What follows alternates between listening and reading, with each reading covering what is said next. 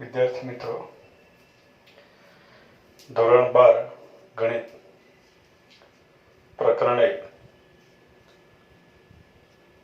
મિત્રો, આ વિડીયોમાં આપણે પ્રકીર્ણ સ્વાધ્યાય 1 ના જે દાખલાઓ છે એની આપણે ચર્ચા કરીશું.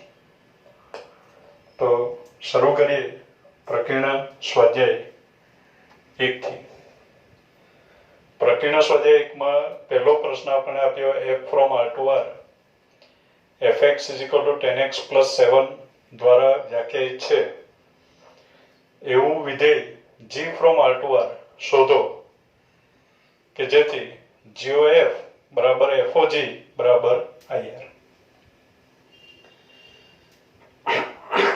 મિત્રો, અત્યારે f from r to r fx = 10x + 7 એવું આપ્યું અને g from r to r શોધવાનું છે કે જેથી GOF = FOG = IR.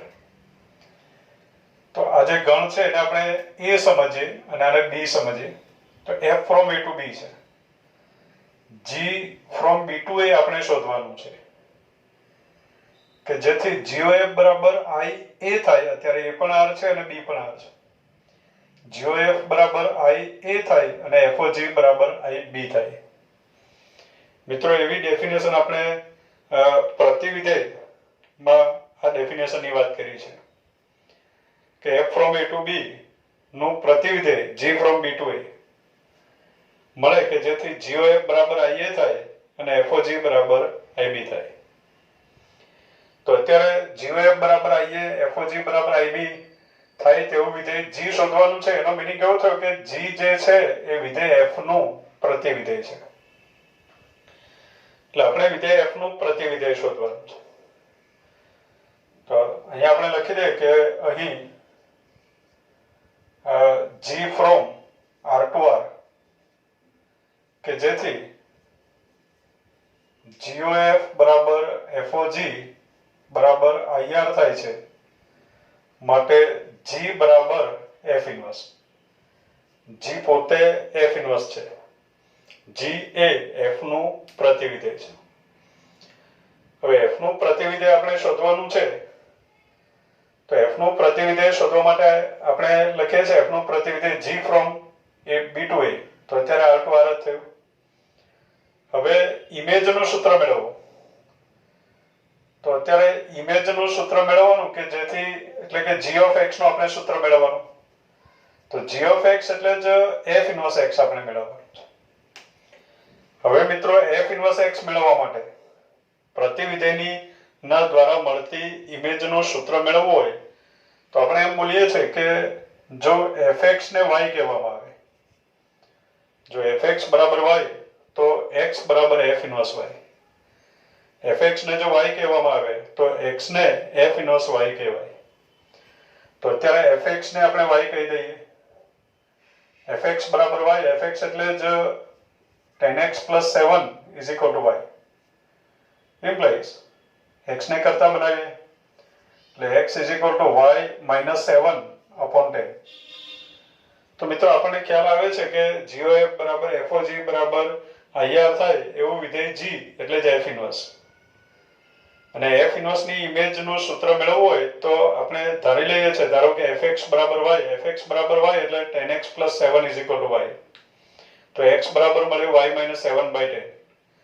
આ જે x મળ્યું એને જ f ઇન્વર્સ y કહેવાય. તો f ઇન્વર્સ y = y - 7/10 છે. તો આપણે f ઇન્વર્સ x લખીને આપવું છે. તો f ઇન્વર્સ x બરાબર y ની જગ્યાએ x લખી આપીએ. તો y ની જગ્યાએ x લખો તો આપણને મળે x - 7/10. એટલે આ થયું વિધેય f નું પ્રતિવિધેય g. આપણે g શોધવાનું છે કે જેથી g from r to r થાય અને GOF = FOG = IR થાય. તેવું g આ મળે. હવે આ g લઈને GOF અને FOG મેળવો તો IR આવશે. આપણે ફક્ત g શોધવાનું છે કે જેથી આપેલી શરતનું પાલન થાય. નેક્સ્ટ, દાખલા નંબર 2. ધારો કે w એ પૂર્ણ સંખ્યાઓનો ગણ છે. પૂર્ણ સંખ્યાઓનો ઘન છે નહીં, પૂર્ણ સંખ્યાઓનો ગણ છે. f from w to w, f of n is equal to n minus 1 if n is odd, n અયુગ્મ હોય તો, અને f of n is equal to n plus 1 if n is even, n યુગ્મ હોય તો. સાબિત કરો કે f વ્યસ્ત સંપન્ન છે. f નો વ્યસ્ત શોધો. એટલે આ જે રકમ છે ટેક્સ્ટબુકમાં સળંગ લખીને આપ્યું છે, મેં થોડી યોગ્ય ગોઠવણી કરીને વિધેય લખ્યું છે કે n અયુગ્મ હોય તો ઇમેજ માટેનું સૂત્ર n-1 છે. પહેલા નંબરનું સૂત્ર, 2 નંબર આપી દઈએ આપણે કે n અયુગ્મ હોય તો ઇમેજ માટેનું સૂત્ર n-1 છે અને યુગ્મ હોય તો ઇમેજ માટેનું સૂત્ર n+1 છે. w પૂર્ણ સંખ્યાઓનો ગણ છે. હવે w પૂર્ણ સંખ્યાઓનો ગણ છે એટલે w બરાબર પૂર્ણ સંખ્યાઓ કઈ ગઈ તો 0 1 2 3 બરાબર, શૂન્ય સહિતની ધન પૂર્ણાંક સંખ્યાઓ, જેને આપણે કહીશું પૂર્ણ સંખ્યાઓ. એટલે w ના આ સભ્યો છે શૂન્યથી શરૂ કરીને તમામ પ્રાકૃતિક સંખ્યાઓ ઇન્ક્લુડિંગ 0, શૂન્ય સહિતની પ્રાકૃતિક સંખ્યાઓ. f from w to w, f of n is equal to n-1 જો n અયુગ્મ હોય તો, અને f of n બરાબર n+1 જો n યુગ્મ હોય તો. મિત્રો આપણે સાબિત કરવાનું છે કે f વ્યસ્ત સંપન્ન છે. વિધેય વ્યસ્ત સંપન્ન છે એમ સાબિત કરવું એટલે આપણે વિધેય એક અને વ્યાપ્ત છે એમ સાબિત કરવાનું છે. તો શરૂઆત કરીએ વિધેય એક સાબિત કરવા માટે. તો એક સાબિત કરવા માટે મિત્રો જુદા જુદા સભ્યની ઇમેજ જુદી જુદી છે એમ આપણે સાબિત કરી આપવું પડે. હવે મિત્રો અહીંયા જુદા જુદા સભ્યોની અસંખ્ય જોડ બને તો એવા સમયે પ્રત્યેક જુદા જુદા સભ્યની ઇમેજ જુદી જુદી છે એમ આપણે સાબિત નહીં કરી શકીએ. તો બીજું એક સેન્ટેન્સ છે આપણી પાસે એક સાબિત કરવા માટે કે for every x1 x2 belongs to પ્રદેશ માટે fx1 બરાબર fx2 લઈ લેવાનું અને x1 બરાબર x2 લાવવાનું. જો આવી જાય તો એમ કહેવાય કે એ વિધેય એક છે. તો શરૂઆત કરીએ આપણે. For every x1 x2, for every x1 x2 belongs to Pradesh w છે. તો for every x1 x2 belongs to w માટે આપણે લઈ લેવાનો fx1 is equal to fx2. હવે અત્યારે આપણને n આપ્યો છે તો આપણે f of n1 is equal to f of n2 લઈએ તો પણ ચાલશે. હું x1 x2 ની જગ્યાએ n1 n2 કરી દઉં, સારું લાગે. તો અહીંયા x1 x2 ની જગ્યાએ n1 n2 કરી દઉં. એટલે f of n1 is equal to f of n2 આ પ્રમાણે લખી દઉં. હવે f of n1 બરાબર f of n2 આપણે લઈ લેવાનું છે અને n1 બરાબર n2 આવે છે કે નહીં ચેક કરવાનું છે. જો કે વ્યસ્ત સંપન્ન છે સાબિત કરવાનું છે એટલે n1 બરાબર n2 આવવું જોઈએ. મિત્રો f of n માટે આપણી પાસે બે સૂત્રો છે. જો અહીંયા જે સભ્ય છે n અયુગ્મ હોય તો પહેલા નંબરનું સૂત્ર છે અને આ જે સભ્ય છે n એ યુગ્મ હોય તો બીજા નંબરનું સૂત્ર છે. તો અહીંયા પણ n1 અયુગ્મ હશે તો પહેલા નંબરનું સૂત્ર વાપરવું પડે અને યુગ્મ હોય તો બીજા નંબરનું સૂત્ર. એ જ પ્રમાણે n2 માટે પણ. તો પછી n1 અને n2 યુગ્મ છે કે અયુગ્મ આપણને ખબર નથી, માટે આપણે વિકલ્પો લેવા પડે. આપણે દરેક વિકલ્પની વાત કરવાની છે. એટલે પહેલા વિકલ્પની આપણે વાત કરીએ. પહેલો વિકલ્પ કે n1 અને n2 બંને અયુગ્મ હોય ત્યાંની વાત કરીએ. n1 અને n2 બંને અયુગ્મ હોય તો ફરી શરૂઆત કરીએ આપણે. f of n1 is equal to f of n2 થી શરૂઆત કરીએ. f of n1 is equal to f of n2 implies n1 અને n2 બંને અયુગ્મ છે. અયુગ્મ છે તો પહેલા નંબરનું સૂત્ર. એટલે આપણે લખી શકીએ n1 - 1 is equal to n2 - 1. -1 is cancel. એટલે આપણને મળ્યું n1 is equal to n2. એટલે બંને અયુગ્મ હોય તો n1 બરાબર n2 આપણને મળ્યું. હવે બીજા વિકલ્પની વાત કરીએ આપણે. બીજો વિકલ્પ n1 અને n2 બંને યુગ્મ હોય ત્યાંની વાત કરીએ. n1 અને n2 યુગ્મ હોય તો શરૂઆત કરીએ ફરીથી f of n1 is equal to f of n2 થી implies f of n1 હવે મિત્રો n1 અને n2 બંને યુગ્મ છે તો બીજા નંબરનું સૂત્ર પ્રમાણે f of n1 બરાબર લખાશે n1 plus 1 is equal to f of n2 એટલે n2 plus 1 plus 1 is cancel એટલે આપણને મળ્યું n1 is equal to n2 એટલે બીજા વિકલ્પમાં પણ n1 બરાબર n2 મળે છે આપણને. હવે મિત્રો ત્રીજા વિકલ્પની આપણે વાત કરીએ. ત્રીજો વિકલ્પ કે n1 હવે ત્રીજો વિકલ્પમાં શું હોઈ શકે તો કે n1 અયુગ્મ હોય અને n2 યુગ્મ હોય અથવા n1 યુગ્મ હોય અને n2 અયુગ્મ હોય. મિત્રો આપણે થોડીક ઓરલી ચર્ચા કરી લઈએ કે n1 અયુગ્મ હોય અને n2 યુગ્મ હોય તો શું થાય.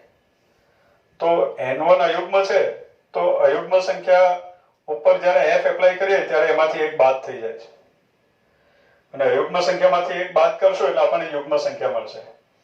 એટલે જો n1 અયુગ્મ તો f of n1 એટલે n1 minus 1 જે યુગ્મ થઈ જાય અને n2 યુગ્મ હશે તો f of n2 બરાબર n2 plus 1 એટલે યુગ્મમાં એક ઉમેરાઈ જશે એટલે આપણને અયુગ્મ સંખ્યા મળે. એટલે n1 અયુગ્મ હશે તો f of n1 મિત્રો ક્લિયર કરજો કે n1 અયુગ્મ હોય તો f of n1 યુગ્મ થઈ જાય કારણ કે f of n1 બરાબર n1 minus 1 અયુગ્મ સંખ્યામાંથી એક બાદ થશે જે યુગ્મ સંખ્યા થઈ ગઈ. n2 યુગ્મ હોય તો યુગ્મ સંખ્યામાં એક ઉમેરાશે એટલે અયુગ્મ સંખ્યા થઈ. એટલે n1 અયુગ્મ અને n2 યુગ્મ હોય તો f of n1 યુગ્મ થાય અને f of n2 અયુગ્મ થાય. એટલે f of n1 બરાબર f of n2 થાય જ નહીં. મિત્રો આપણે n1 બરાબર n2 સાબિત કરવાનું છે પણ શેના માટે f of n1 બરાબર f of n2 હોય તો સાબિત કરવાનું. પણ n1 યુગ્મ અયુગ્મ અને n2 યુગ્મ અથવા n1 યુગ્મ અને n2 અયુગ્મ એ પ્રમાણે લઈએ અને f of n1 બરાબર f of n2 લખીએ તો આપણે યુગ્મ સંખ્યા બરાબર અયુગ્મ સંખ્યા એમ લખ્યું એમ કહેવાશે. એટલે અહીંયા આપણે એમ કહી દઈએ આગળનો વિકલ્પ કે n1 યુગ્મ અને n2 અયુગ્મ અથવા n1 અયુગ્મ અને n2 યુગ્મ આ પ્રમાણે લઈએ તો f of n1 is not equal to f of n2. f of n1 અને f of n2 સમાન નહીં થાય. કારણ તો એ કારણ પર લખી દે કારણ કે f of n1 બરાબર f of n2 જો આપણે લઈ લઈએ તો યુગ્મ સંખ્યા બરાબર અયુગ્મ સંખ્યા બરાબર અયુગ્મ સંખ્યા એવું પરિણામ આપણને મળે. હવે આપણે તો એવું લઈ નહીં શકીએ કે યુગ્મ સંખ્યા બરાબર અયુગ્મ સંખ્યા. એટલે ખરેખર મિત્રો એમ કહેવાય કે f of n1 બરાબર f of n2 જ નથી. આપણે n1 બરાબર n2 લાવવાનું છે પણ એ ક્યારે f of n1 બરાબર f of n2 હોય તો n1 બરાબર n2 લાવવાનું. જ્યારે આ જે વિકલ્પ છે એમાં f of n1 અને f of n2 જ સમાન નહીં હોય તો પછી n1 બરાબર n2 લાવવાનો પ્રશ્ન નથી. મિત્રો એનો મીનિંગ એવો થયો કે જેટલા વિકલ્પમાં f of n1 બરાબર f of n2 છે એ દરેક વિકલ્પમાં n1 બરાબર n2 આવે છે. જ્યાં f of n1 બરાબર f of n2 ન હોય ત્યાં n1 બરાબર n2 લાવવાનો કોઈ પ્રશ્ન નથી. એ લાવવાનું જ નથી આપણે. તો અહીંયા આપણે કહી શકીએ કે therefore for every n1 n2 belongs to w માટે f of n1 is equal to f of n2 તો n1 બરાબર n2. એટલે જ્યાં f of n1 બરાબર f of n2 છે એના માટે n1 બરાબર n2 છે માટે આપણે કહી શકીએ માટે વિધેય f એક છે એમ કહેવાશે. એટલે આ વિધેય એક છે એવું સાબિત થયું. હવે મિત્રો વ્યસ્ત સંપન્ન છે એટલે એક એક પણ સાબિત કરવાનું અને વ્યાપ્ત પણ સાબિત કરવાનું. મિત્રો આપણી પાસે જે પ્રદેશ છે, પ્રદેશ W આપ્યો, W ના સભ્યો 0 1 2 3 એટલે 0 પછી 1 જ આવે, 1 પછી 2 જ આવે, 2 પછી 3 જ આવે.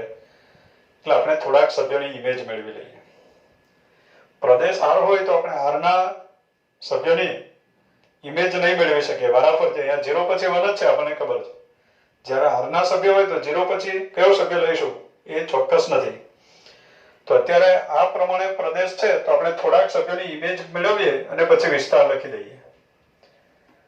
તો હવે પ્રદેશના થોડાક સભ્યોની ઇમેજ મેળવીએ. તો f of 0 યુગ્મ સંખ્યા છે.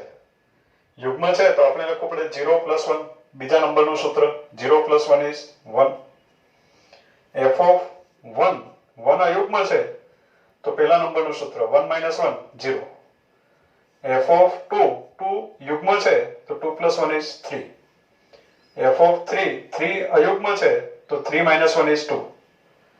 f of 4 યુગ્મ છે તો 4 + 1 is 5. f of 5 અયુગ્મ છે એટલે પહેલા નંબરનું સૂત્ર 5 + 1 is 6. 5 - 1 is 4. f of 6 યુગ્મ છે તો બીજા નંબરનું સૂત્ર 6 + 1 is 7.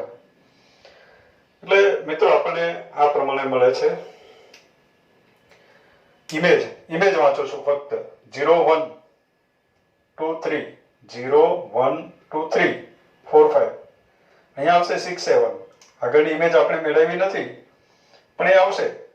7 છે તો આગળ હવે 6 આવશે. 6 7 પછી 8 9 10 11 એ પ્રમાણે આપણને મળશે મિત્રો. એટલે ઇમેજો આ બધી મળે. ઇમેજોનો જે ગણ છે એને આપણે વિસ્તાર કહીશું. માટે વિધેયનો વિસ્તાર, માટે વિધેય f નો વિસ્તાર એને સંકેતમાં rf વડે દર્શાવાય. એટલે f નો વિસ્તાર rf બરાબર સેટ ઓફ 0 1 2 3 4 5 6 7 એ પ્રમાણે આવ્યો. અને એ તો મિત્રો w જ આવ્યો. અને w તો સહપ્રદેશ છે. એટલે આ જે વિધેય છે એનો વિસ્તાર અને સહપ્રદેશ સમાન છે.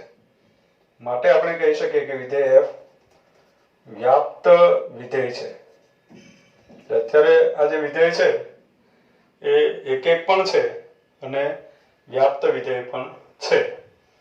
માટે આપણે કહી શકીએ કે માટે વિધેય f વ્યસ્ત સંપન્ન છે. માટે વિધેય f વ્યસ્ત સંપન્ન છે. એટલે આપેલું વિધેય f એક છે અને વ્યાપ્ત છે માટે વ્યસ્ત સંપન્ન છે એમ આપણે સાબિત કર્યું. હવે મિત્રો વ્યસ્ત સંપન્ન છે f નો વ્યસ્ત પણ શોધવાનું છે. મીન્સ કે આપણે f ઇન્વર્સ શોધવાનું છે. તો આગળ આપણે શરૂ કરીએ f ઇન્વર્સ શોધવા માટે. હવે બાળકો તો f ઇન્વર્સ શોધવા માટે કામ શરૂ કરીએ છીએ આપણે. વિધેય f from a to b હોય તેનું પ્રતિવિધેય f inverse from b to a થાય. તો અત્યારે f from w to w છે, વિધેય વ્યસ્ત સંપન્ન છે એટલે આપણે લખી શકીએ therefore f inverse from w to w મળે. વ્યસ્ત સંપન્ન છે તો એનું પ્રતિવિધેય મળે f ઇન્વર્સ. f ઇન્વર્સ કેવું મળશે? f inverse from w to w મળે. હવે f ઇન્વર્સ દ્વારા મળતી ઇમેજનું સૂત્ર બનાવવાનું. તો મિત્રો સૂત્ર બનાવવા માટે આપણે એવું બોલીએ છીએ કે fx ને જો y કહેવામાં આવે તો x ને f ઇન્વર્સ y કહેવાય. તો અહીંયા આપણે લખીએ fx બરાબર y. થોડીક સાઈડમાં ગણતરી કરીએ છીએ આપણે. fx ને y કહીએ. અત્યારે f of n બરાબર y કહો. f of n is equal to y. fx ને જો y કહીએ તો x બરાબર f ઇન્વર્સ y કહેવાય. તો f of n બરાબર y તો n બરાબર f ઇન્વર્સ y એમ કહેવાશે. મીન્સ કે આપણે આના પરથી n ને કરતા બનાવશું અને જે n મળે એને કહીશું f ઇન્વર્સ y. તો શરૂ કરીએ. f of n is y. હવે f of n બરાબર y છે મિત્રો, પણ f of n માટે તો આપણી પાસે બે સૂત્રો છે. f of n બરાબર જો n અયુગ્મ હોય તો n - 1 છે અને n યુગ્મ હોય તો n+1 છે. તો આપણે પહેલા વિકલ્પની વાત કરીએ, n અયુગ્મ હોય ત્યાંની વાત કરીએ. n અયુગ્મ હોય તો f of n ની જગ્યાએ લખાય n - 1 is equal to y. સાઈડમાં લખી દે n અયુગ્મ છે, n અયુગ્મ છે, કેમ કે આ જે સૂત્ર છે એ n અયુગ્મ હોય ત્યારે જ આ સૂત્ર લખી શકાય. યુગ્મ હોય ત્યારે જે લખાય છે એની વાત પછી કરીએ આપણે. હવે n - 1 is equal to y implies n is equal to y plus 1. આ પ્રમાણે થયું. n ને આપણે શું કહેવાનું? તો f of n બરાબર y, તો n બરાબર f inverse y. એટલે આપણે મિત્રો n ને f inverse y કહેવાનું છે. તો f inverse y is equal to y plus 1. હવે f inverse y બરાબર y plus 1 એવું મળ્યું. તો મિત્રો f inverse y નું સૂત્ર આપણને મળ્યું y plus 1. તો એમાં સાઈડમાં આપણે y કેવો છે તે લખવું જોઈએ. દાખલા તરીકે આપણો જે પ્રશ્ન છે એમાં f of n એવું છે, તો એમાં સૂત્ર આપ્યું n - 1 n+1, બાજુમાં n કેવો છે એ લખ્યું છે. તો અહીંયા આપણે ઇમેજનું સૂત્ર મેળવીએ f inverse y બરાબર y plus 1, તો બાજુમાં y કેવો છે તે લખવો જોઈએ. તો અહીંયા y કેવો છે એ જાણી લઈએ. તો મિત્રો આમાં n જે છે એ અયુગ્મ છે, n અયુગ્મ છે અને n એટલે જ y plus 1 છે, અથવા તો y બરાબર n - 1 છે. અયુગ્મમાંથી એક બાદ કરવાનું છે તો y મળે, અને એમાં n અયુગ્મ છે તો y યુગ્મ થયો. એટલે અહીંયા લખીએ બાજુમાં આપણે કે જ્યાં y યુગ્મ છે, એટલે f inverse y બરાબર y plus 1 જ્યાં y યુગ્મ છે. તો મિત્રો n અયુગ્મ હોય ત્યાંની વાત થઈ. હવે n યુગ્મ હોય ત્યાંની વાત કરી દઈએ. ફરીથી લઈ લઉં, f of n બરાબર y હું લઈ લઉં. f of n એટલે જ n યુગ્મ છે, તો f of n બરાબર n+1 લખાશે. n+1 is equal to y, તો n બરાબર આવશે y - 1. હવે f of n બરાબર y છે તો n ને જ આપણે f inverse y કહેવું જોઈએ. તો f inverse y બરાબર y - 1 થયું.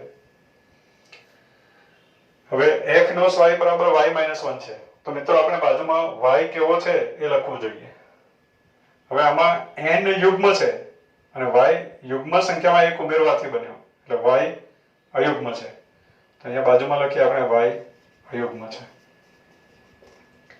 તો મિત્રો આપણી પાસે સૂત્ર આવ્યા, f inverse y ના બે સૂત્ર આવ્યા કે f inverse y બરાબર y plus 1 જો y યુગ્મ હોય તો. બીજું સૂત્ર આવ્યું f inverse y બરાબર y - 1 જો y અયુગ્મ હોય તો. તો આ જે y છે એની જગ્યાએ આપણે n લખીને આન્સર આપીએ. બરાબર, તો y ની જગ્યાએ n લખીને આન્સર લખીએ આપણે. તો અહીંયા હું લખું છું f inverse from w to w મળે, પછી f inverse દ્વારા મળતી ઇમેજનું સૂત્ર, તો f inverse of y ની જગ્યાએ n લખી દઉં છું. તો f inverse of n બરાબર n - 1, y ની જગ્યાએ n લખ્યું. આ ક્યારે સૂત્ર છે? y અયુગ્મ હોય તો. પણ y ની જગ્યાએ n લખ્યું એટલે બાજુમાં લખવું પડે n અયુગ્મ હોય તો. બીજો f inverse n નું સૂત્ર શું છે? તો કે f inverse y બરાબર y plus 1. તો f inverse n બરાબર n+1. તો f inverse n is n+1. આ સૂત્ર ક્યારે છે? y યુગ્મ હોય તો. પણ y ની જગ્યાએ n લખ્યું એટલે બાજુમાં લખવું પડે આપણે n યુગ્મ હોય તો. એટલે આ પ્રમાણે આપણને પ્રતિવિધેય f inverse દ્વારા મળતી ઇમેજનું સૂત્ર મળ્યું કે f inverse n બરાબર n - 1 જો n અયુગ્મ હોય તો, અને f inverse n બરાબર n+1 જો n યુગ્મ હોય તો. હવે મિત્રો આ બંને વિધેય ધ્યાનમાં લેજો. તો f from w to w અને આપણી પાસે છે f inverse from w to w. f of n નું સૂત્ર જો n અયુગ્મ હોય તો n - 1, f inverse n નું સૂત્ર જો n અયુગ્મ હોય તો n - 1, n યુગ્મ હોય તો n+1, અહીંયા પણ n યુગ્મ હોય તો n+1. એટલે મિત્રો અત્યારે આપણને સ્પષ્ટ દેખાય છે કે વિધેય f અને f inverse બંનેના પ્રદેશ સમાન છે, સહપ્રદેશ પણ સમાન છે અને ઇમેજ મેળવવા માટેના સૂત્રો જે છે એ પણ સમાન છે. પ્રદેશ સમાન, સહપ્રદેશ સમાન અને ઇમેજ મેળવવા માટેના સૂત્રો પણ સમાન માટે આપણે કહી શકીએ કે બંને વિધેયો સમાન વિધેયો છે. એટલે આપણે લખી શકીએ therefore f is equal to f inverse. વિધેય f અને તેનું પ્રતિવિધેય બંને સમાન વિધેય છે, એક જ વિધેય છે. એટલે વિધેય પોતે જ પોતાનું પ્રતિવિધેય છે એમ સાબિત થયું. નેક્સ્ટ દાખલા number 3. f from r to r fx is equal to x square minus 3x plus 2. તો f of x શોધો. વિધેય f આપણે આપ્યું છે f from r to r અને f દ્વારા મળતી ઇમેજનું સૂત્ર છે દ્વિઘાત બહુપદી છે. એટલે આ જે વિધેય છે એને દ્વિઘાત બહુપદી વિધેય એમ પણ કહી શકાય. તો f of x શોધો એવું કહે છે. ખરેખર મિત્રો f of x એટલે f of x આપણે શોધવાનું છે.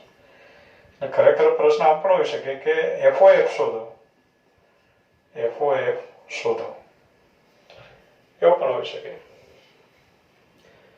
તો FOF આપણે FOF જ મેળવશું અને એમાં ઇમેજનું સૂત્ર આવશે એટલે f of x આવી જશે. FOF મેળવવું હોય તો f નો સહપ્રદેશ અને f નો પ્રદેશ સમાન હોવા જોઈએ. તો અત્યારે f નો સહપ્રદેશ અને f નો પ્રદેશ સમાન છે એટલે કે આ જે વિધેય છે એના પ્રદેશ અને સહપ્રદેશ સમાન છે. જો કોઈ વિધેયના પ્રદેશ અને સહપ્રદેશ સમાન હોય તો એનું પોતાની સાથે સંયોજન કરી શકાય. તો અત્યારે f from r to r છે એટલે આપણને FOF મળે અને એ પણ કેવું મળે તો FOF from r to r જ મળે. ઇમેજ માટેનું સૂત્ર મેળવીએ. FOF of x એટલે જ f of x એના બરાબર f of x is x square minus 3x plus 2. હવે મિત્રો આની ઉપર f એપ્લાય કરવાનું છે. x ઉપર f એપ્લાય કરો તો આ પ્રમાણે મળે. અત્યારે x ની જગ્યાએ x square minus 3x plus 2 છે. તો આ જે સૂત્ર છે એમાં જ્યાં જ્યાં x દેખાય ત્યાં ત્યાં આપણે લખવું પડે x square minus 3x plus 2. અત્યારે આવશે x square minus 3x plus 2 આ x ની જગ્યાએ લખ્યું હોલ સ્ક્વેર minus 3 હવે x ની જગ્યાએ લખવાનું છે x square minus 3x plus 2 અને plus 2 છે plus 2 x square minus 3x plus 2. હવે થોડુંક સાદું રૂપ આપી દઈએ મિત્રો. તો અહીંયા આખાની વર્ગ છે તો પહેલાની વર્ગ x ની 4 ઘાત વત્તા આની વર્ગ એટલે 9x સ્ક્વેર પ્લસ 4 2 ગુણ્યા પહેલું ગુણ્યા બીજું એટલે માઇનસ 6x ક્યુબ 2 ગુણ્યા બીજું ગુણ્યા ત્રીજું એટલે 3 દુ 6 દુ 12 માઇનસ 12x 2 ગુણ્યા પહેલું ગુણ્યા ત્રીજું એટલે 2 દુ 4x વર્ગ પ્લસ 4x સ્ક્વેર. આ કાઉન્સ ખોલી નાખીએ આપણે એટલે minus 3x square plus 9x minus 6 plus 2. x ની ઉતરતી ઘાતમાં ગોઠવી દઈએ આ પદોને તો આપણને મળ્યું x ની 4 ઘાત minus 6x cube x ની 3 ઘાત વાળું પદ 9x square plus 4x square 13x square minus 3x square plus 10x square x ની 1 ઘાત વાળા પદો minus 12x plus 9x minus 3x.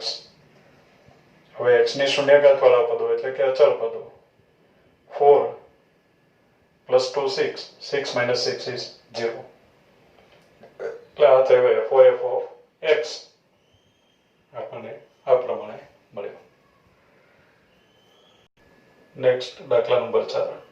સાબિત કરું કે from R2 set of all x where minus 1 is less than x is less than 1 fx is equal to x upon 1 plus modulus x એક અને વ્યાપ્ત વિધેય છે. મિત્રો આ વિધેય એકક અને વ્યાપ્ત વિધેય છે એમ આપણે સાબિત કરવું. શરૂઆત કરીએ આપણે f ફ્રોમ જે આપ્યું છે વિધેય. તો અત્યારે આપણે આપ્યું અહીં f ફ્રોમ R2. મિત્રો set of all x where -1 is less than x is less than 1. એટલે x belongs to R એવું લખ્યું નથી, લખવું જોઈએ, પણ આપણે હવે મિનિંગ કરી લઈએ કે x R નો સભ્ય છે. તો એવી તમામ વાસ્તવિક સંખ્યાઓનો ગણ કે જે -1 થી મોટી અને 1 થી નાની છે. તો -1 થી મોટી અને 1 થી નાની તમામ વાસ્તવિક સંખ્યાઓનો ગણ એટલે ઓપન ઇન્ટરવલ -1,1 આમ લખી શકાય. અને પછી આપ્યું fx is equal to x upon 1 plus modulus x. આ પ્રમાણે આપ્યું. હવે મિત્રો આ જે વિધેય છે એની ઇમેજ માટે આપણે આ સૂત્ર આપ્યું x upon 1 plus modulus x એવું આપ્યું. પણ ખરેખર મિત્રો આમાં આપણે ઇમેજ માટે બે સૂત્રો આપ્યા છે એમ કહેવાય. ઇમેજ માટે આપણે બે સૂત્રો આપ્યા છે કારણ કે અહીંયા મોડ્યુલસ આપ્યું છે, મોડ્યુલસ ઓફ x. આપણને ખબર છે કે x is greater or equal to 0 હોય તો modulus of x is x. એટલે મોડ્યુલસ x ની જગ્યાએ આપણે x લખી શકીએ. એટલે x upon 1 plus x લખાશે. x upon 1 plus x ક્યારે લખાશે? x is greater or equal to 0 હોય તો. એટલે આ પહેલું સૂત્ર છે. અને x less than 0 હોય તો મોડ્યુલસ x ની જગ્યાએ આવશે -x. મનકનો મિનિંગ જ એ થાય છે, આપણને ખબર છે કે જો x less than 0 હોય તો modulus of x is -x. એટલે અહીંયા આવશે x upon 1 minus x if x is less than 0. એટલે x is greater or equal to 0 હોય તો સૂત્ર છે આપણી પાસે x upon 1 plus x. અને x less than 0 હોય તો x upon 1 minus x. એટલે અત્યારે ઇમેજ માટે આપણી પાસે બે સૂત્રો છે. હવે મિત્રો આ વિધેય એકક અને વ્યાપ્ત છે કે નહીં તે આપણે ચકાસવાનું છે. તો એકક ચકાસવા માટે આપણે શરૂઆત કરીએ. For every x1 x2 belongs to પ્રદેશ માટે, પ્રદેશ એટલે કે R માટે fx1 બરાબર fx2 આપણે લઈ લેવાનું, x1 બરાબર x2 લાવી દેવાનું કારણ કે એકક અને વ્યાપ્ત છે એમ આપણે સાબિત કરવાનું છે. તો શરૂઆત કરીએ. For every x1 x2 belongs to R, R એટલે કે પ્રદેશ માટે fx1 is equal to fx2 આ પ્રમાણે લઈ લઈએ. મિત્રો આગળની જેમ જ fx1 બરાબર fx2. હવે f of x1 બરાબર આપણે કયું સૂત્ર એપ્લાય કરવું એ x1 ઉપર આધાર રાખશે. x1 જો ગ્રેટર or equal to 0 હોય તો પહેલા નંબરનું સૂત્ર અને લેસ ધેન 0 હોય તો બીજા નંબરનું સૂત્ર. એ જ પ્રમાણે x2 માટે પણ. તો પછી અહીંયા વિકલ્પ આવશે. આપણે દરેક વિકલ્પમાં x1 બરાબર x2 સાબિત કરી આપવું પડે. તો પહેલા વિકલ્પની વાત કરીએ. પહેલો વિકલ્પ,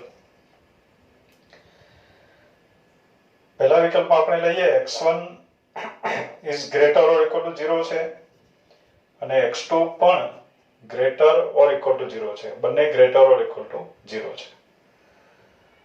બંને 0 અથવા 0 થી મોટા હોય તો શરૂઆત કરીએ આપણે fx1 બરાબર fx2 થી.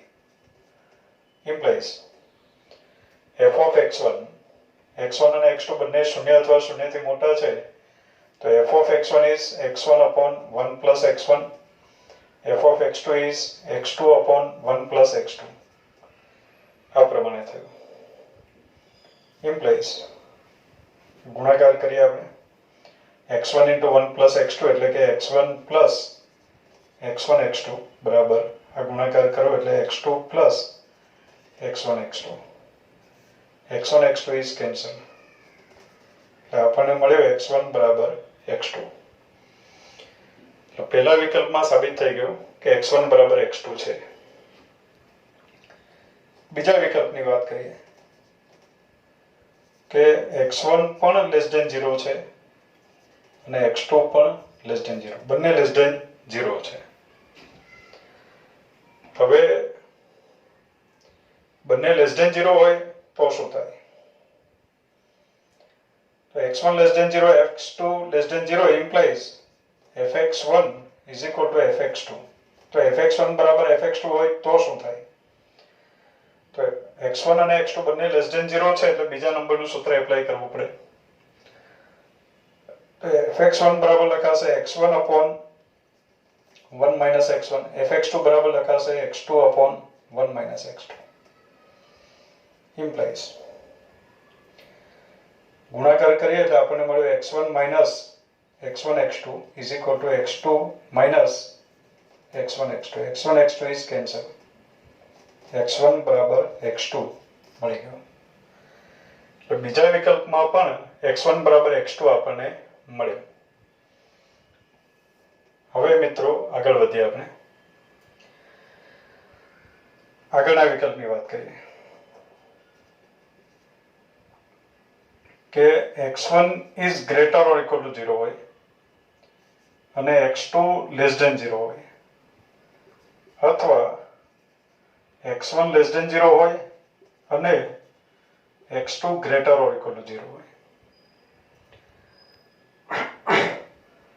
હવે મિત્રો અહીંયા સમજીએ આપણે કે x1 greater or equal to 0 હોય અને x2 less than 0 હોય અને આપણે fx1 બરાબર fx2 લખીએ તો શું થાય? x1 is greater or equal to 0 અને x2 less than 0 હોય અને આપણે fx1 બરાબર fx2 લખીએ તો fx1 એટલે x1 upon 1 plus x1 કારણ કે x1 greater or equal to 0 છે એટલે પહેલા નંબરનું સૂત્ર. x2 less than 0 છે એટલે બીજા નંબરનું સૂત્ર એટલે x2 upon 1 minus x2.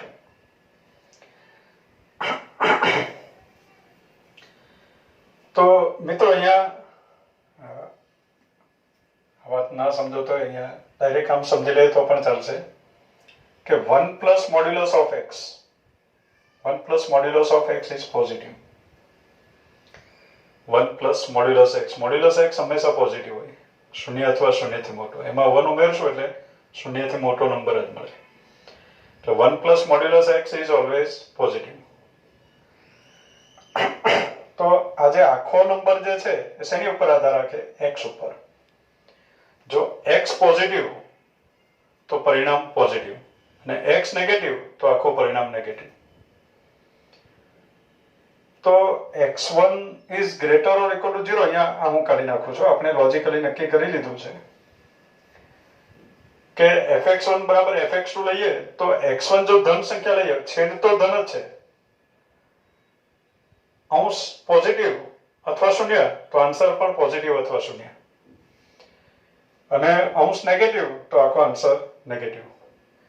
એટલે અત્યારે x1 is greater or equal to 0 અને x2 is less than 0 હોય તો fx1 આવશે શૂન્ય અથવા ધન સંખ્યા અને fx2 આવશે ઋણ સંખ્યા.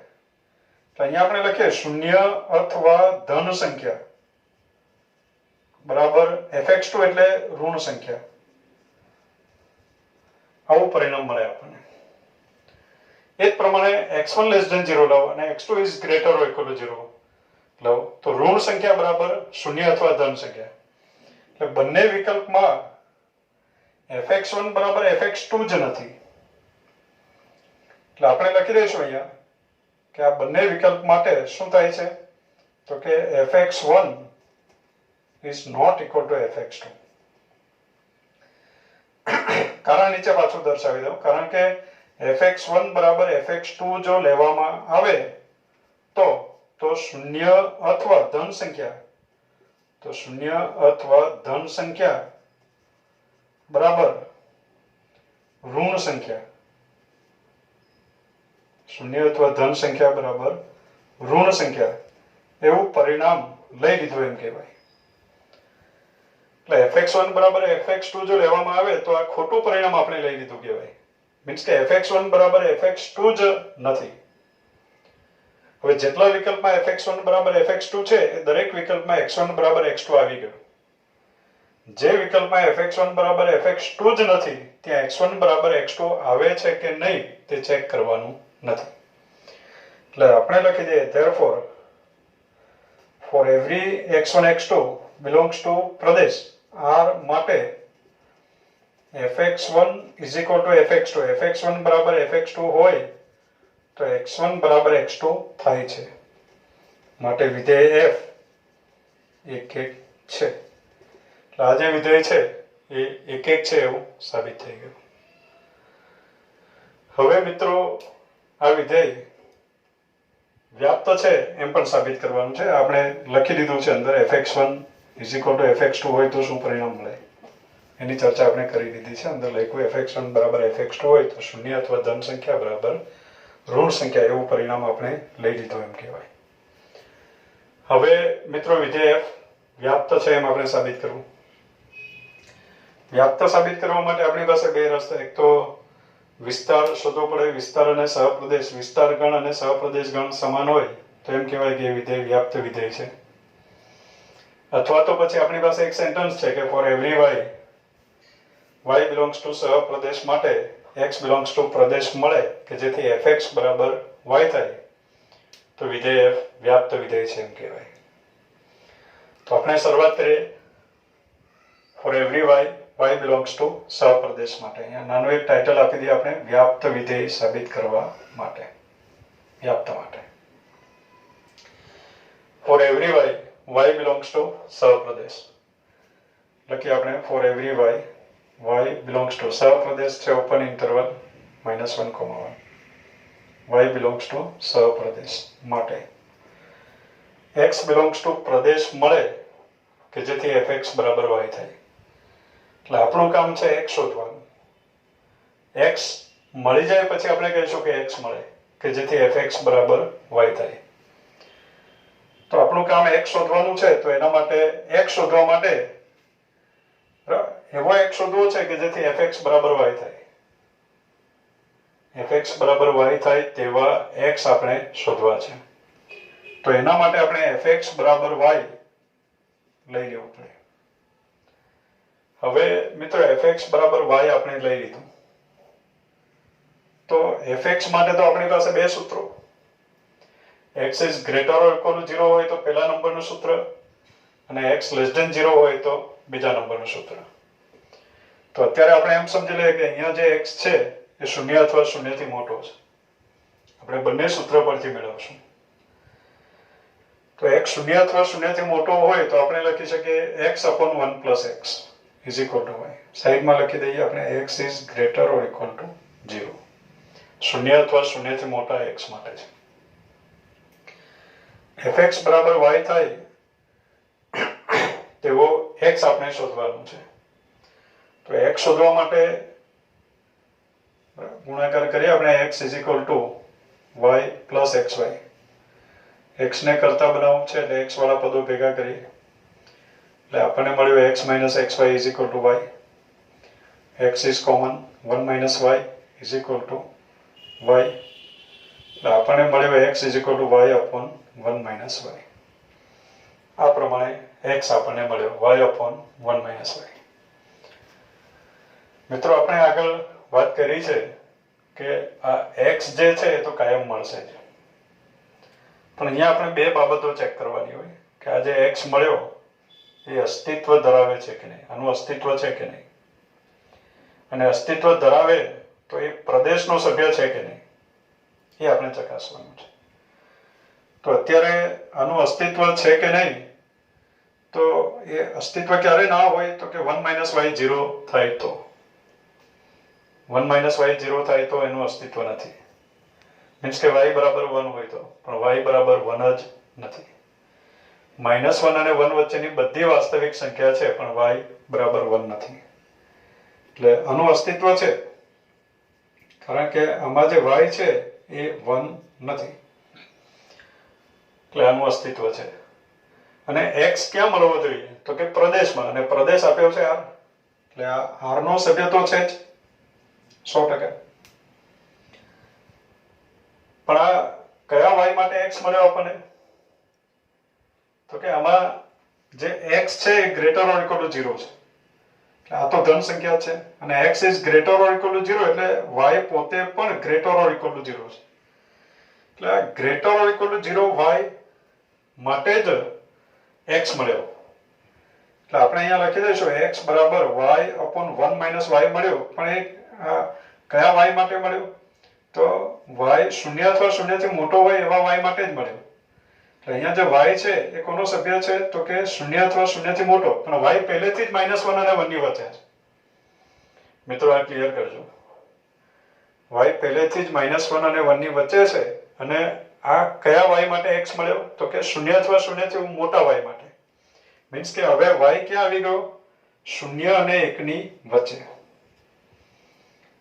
આપણે જે y લીધા છે -1 અને 1 ની વચ્ચે છે, અને આ સૂત્ર પરથી જે y મળ્યા એ બધા કેવા છે? શૂન્ય અથવા શૂન્યથી મોટા. મીન્સ કે આમાં જે આપણે y લખ્યો છે y કેવો છે?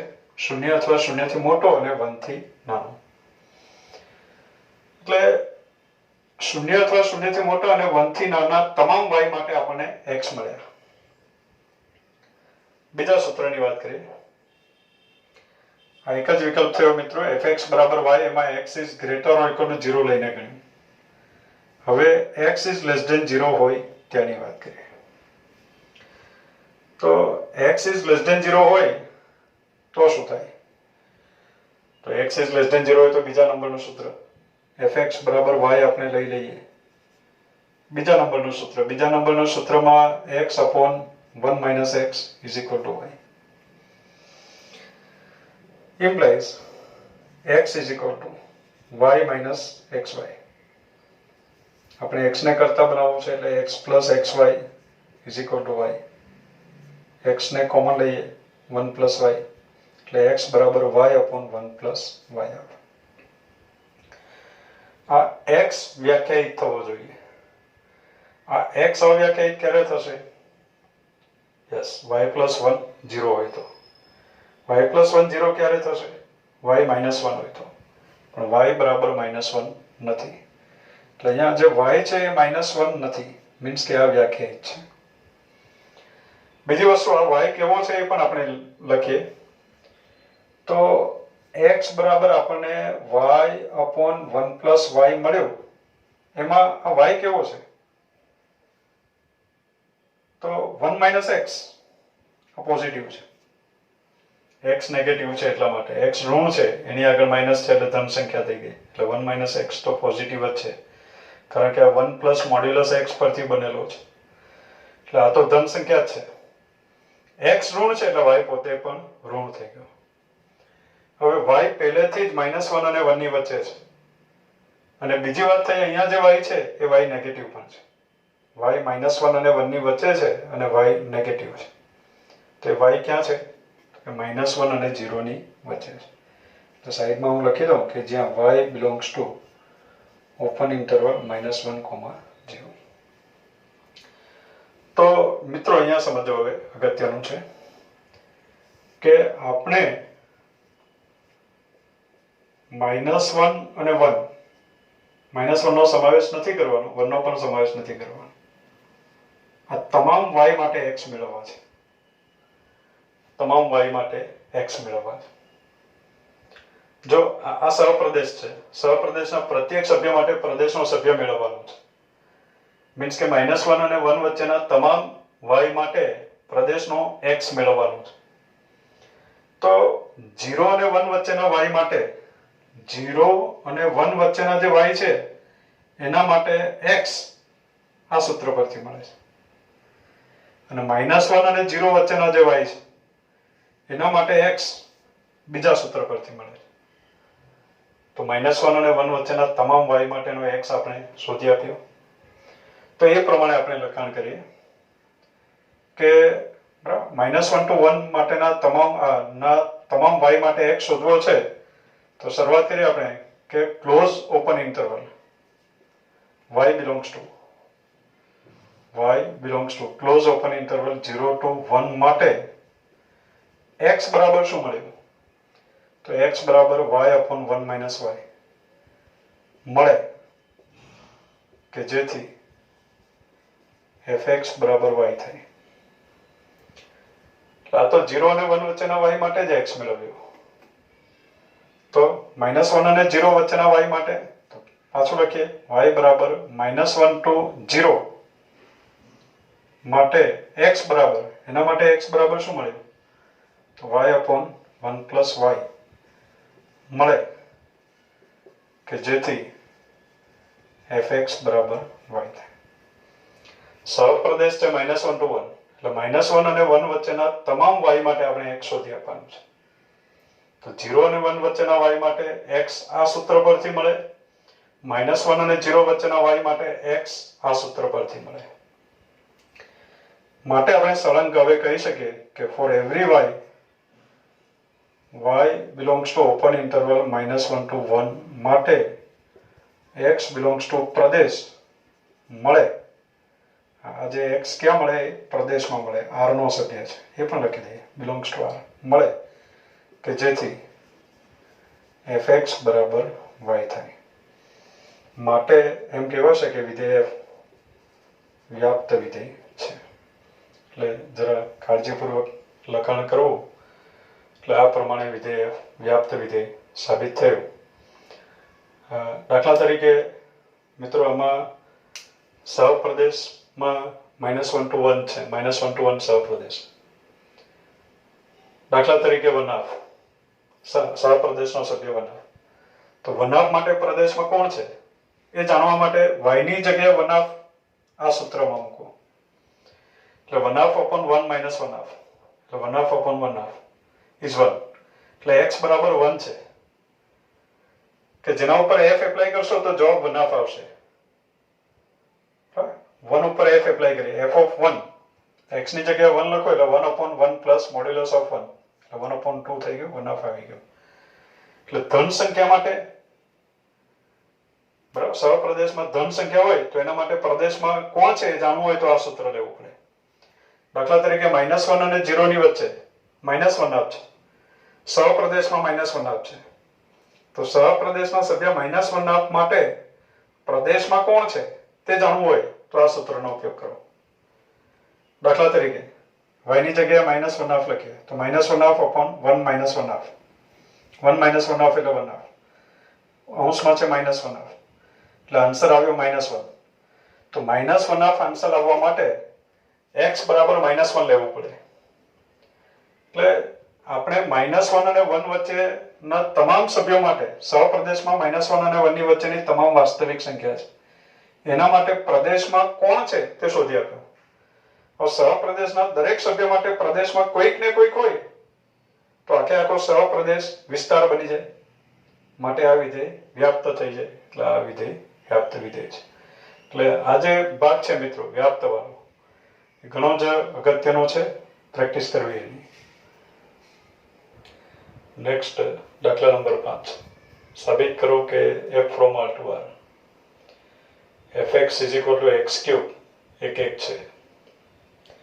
આપણે સાબિત કરવું છે. લગભગ દાખલો આગળ આવી ગયો છે. સમજીએ આપણે f from r to r fx is equal to x cube એક છે. હવે r ના પ્રત્યેક જુદા જુદા સભ્યની ઇમેજ જુદી જુદી આવે છે એમ આપણે ચકાસી નહીં શકીએ. તો એક છે એમ સાબિત કરવા માટે આપણું sentence for every x1 x2 belongs to પ્રદેશ માટે fx1 is equal to fx2 implies x1 બરાબર x2 આપણે લાવવાનું, implies x1 cube is equal to x2 cube. આ પ્રમાણે થયું. હવે મિત્રો x1 ક્યુબ બરાબર x2 ક્યુબ આગળ પણ ચર્ચા કરી આની. તો x1 બરાબર x2 એવું ડાયરેક્ટ લખી નહીં શકાય. આપણે x1 બરાબર x2 લખી લીધું મીન્સ કે આપણે સ્વીકારી લીધું કે fx1 બરાબર fx2 implies x1 is equal to x2. આ તો fx1 બરાબર fx2 છે હજુ બીજા સ્ટેપમાં. અને એના પરથી આપણે x1 બરાબર x2 લખી દઈશું તો આપણે સ્વીકારી લીધું કહેવાય કે f એક છે. fx1 બરાબર fx2 એના પરથી x1 બરાબર x2 લખી દીધું મીન્સ કે વિધેય f એક છે એમ સ્વીકારી લીધું કહેવાય. એક છે એમ સાબિત કરવું હોય તો આ સાબિત કરવું પડે અને એક છે એમ આપેલું હોય તો આ લઈ લેવું પડે. મીન્સ કે આપણે લખી દઈએ તો આ એક છે એમ સ્વીકારી લીધું એમ કહેવાય. તો અત્યારે સીધું લખી શકાય નહીં કારણ કે એક છે એમ તો આપણે સાબિત કરવાનું છે. તો એના માટે શરૂઆત કરીએ x1 cube is equal to x2 cube implies x1 cube minus x2 cube is equal to 0. હવે મિત્રો આના અવયવ પડે, એકની ઘન ઓછા બીજાની ઘનની રીતે. તો આમાં આવશે x1 માઇનસ x2 બીજા કૌંસમાં, પહેલાની વર્ગ એટલે x1 square plus x1 x2 plus x2 square is equal to 0. બે સંખ્યાઓ એમ સમજીએ, બંને સંખ્યાનો ગુણાકાર શૂન્ય છે તો પહેલી સંખ્યા બરાબર 0 અથવા બીજી સંખ્યા બરાબર 0. x1 square plus x1 x2 plus x2 square is equal to 0. પહેલા મિત્રો આની વાત કરીએ આપણે, આના બરાબર શૂન્ય છે. હવે આ જે દ્વિઘાત બહુપદી છે x1 x2 ની, તો એ પૂર્ણ વર્ગ બને એવું અંતિમ પદ આપણે સેટ કરવાનું. તો અહીંયા આવશે x1 square plus x1 x2 plus અંતિમ પદ આવે 1/4 x2 સ્ક્વેર. અંતિમ પદનું સૂત્ર છે આપણી પાસે કે અંતિમ પદ બરાબર મધ્યમ પદનો વર્ગ છેદમાં 4 ગુણ્યા પ્રથમ પદ. તો મધ્યમ પદનો વર્ગ એટલે x1 x2 હોલ સ્ક્વેર એટલે x1 સ્ક્વેર x2 સ્ક્વેર છેદમાં 4 ગુણ્યા પ્રથમ પદ x1 સ્ક્વેર એટલે 4x1 સ્ક્વેર કેન્સલ. એટલે અહીંયા આપણને મળ્યું x1 સ્ક્વેર x2 સ્ક્વેર છેદમાં 4 ગુણ્યા પ્રથમ પદ x1 સ્ક્વેર કેન્સલ એટલે x2 સ્ક્વેર બાય 4 આપણને મળ્યો. હવે આપણને આપ્યો 1x2 સ્ક્વેર અને આપણે લખ્યો 1/4 x2 સ્ક્વેર. તો 3/4 x2 સ્ક્વેર બાકી રહ્યા. બરાબર, એક x2 સ્ક્વેર આપ્યો, આપણે પા લખ્યો તો પોણો બાકી રહ્યો બરાબર 0. હવે મિત્રો આ પૂર્ણ વર્ગ છે. x1 પ્લસ શેની વર્ગ છે તો કે x1 plus x2/2 whole square plus 3/4 x2 square. આ કોઈક નંબર છે એનો વર્ગ અને આ 3/4 x2 સ્ક્વેર હું ફરીથી એક સ્ટેપ આગળ લખું x1 plus x2/2 whole square plus અહીંયા લખાશે √3/2 x2 હોલ સ્ક્વેર બરાબર છે. તો આ કોઈક નંબર છે એનો વર્ગ વત્તા આ કોઈક બીજો નંબર છે એનો વર્ગ. બે સંખ્યાના વર્ગોનો સરવાળો શૂન્ય છે. બે સંખ્યાના વર્ગોનો સરવાળો શૂન્ય હોય તો તે બે સંખ્યા બંને સંખ્યા શૂન્ય હોય, એકી સાથે શૂન્ય હોય. તો અત્યારે લખાશે x1 પ્લસ x2/2 બરાબર 0, વચ્ચે અને શબ્દ √3/2 x2 ઇક્વલ ટુ 0. √3/2 x2 બરાબર 0 છે, આ તો શૂન્ય છે નહીં તો કમ્પલસરી x2 જ 0 હોય. વચ્ચે અને શબ્દ છે એટલે x2 ની કિંમત અહીંયા મૂકી શકાય. x2 બરાબર 0 લખો એટલે આ 0 થઈ ગયો એટલે આપણને મળ્યો x1 બરાબર 0. આખરે પરિણામ મળ્યો x1 બરાબર 0 અને x2 બરાબર 0 એટલે કે x1 બરાબર x2 બરાબર 0. અથવા અહીંયાથી આપણને પરિણામ મળે છે x1 બરાબર x2. એટલે મિત્રો ખરેખર બે વિકલ્પ પડે છે અને બંને વિકલ્પમાં x1 બરાબર x2 જ આવે છે લાસ્ટ પરિણામ. એટલે જો fx1 બરાબર fx2 હોય તો x1 બરાબર x2 આપણને મળે છે. માટે આપણે કહી શકીએ કે વિધેય f 1 1 છે. આપેલું વિધેય 1 1 છે એમ સાબિત થયું. ઓકે.